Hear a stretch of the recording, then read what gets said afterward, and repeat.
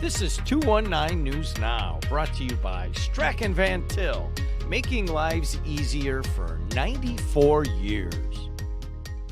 I'm Andrew Garcia, and this is your 219 News Now. The U.S. Senate has confirmed Hammond-based federal magistrate Josh Kolar to a vacancy in the 7th Circuit Court of Appeals in Chicago. The 66-25 Senate vote awarding Kolar lifetime tenure on the federal appeals court serving Indiana, Illinois, and Wisconsin was supported by both of Indiana's Republican senators, Mike Braun and Todd Young.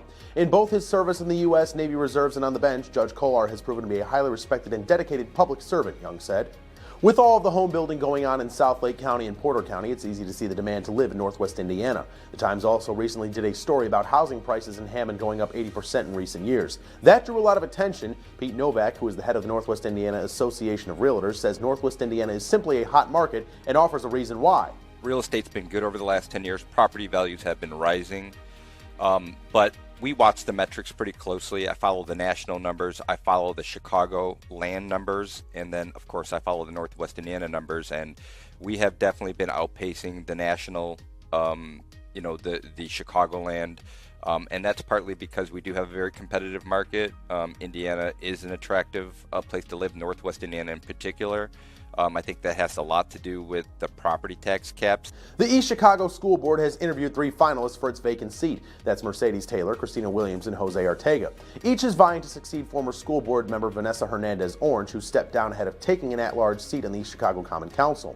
Candidates were asked if they would support measures like school closures, outsourcing, and job cuts if the district were to enter into financial distress. All of them said they viewed school consolidation as a last resort. And in sports, girls basketball sectionals continue. Hammond Central meets East Chicago at Lake Central. Here's a look at that game.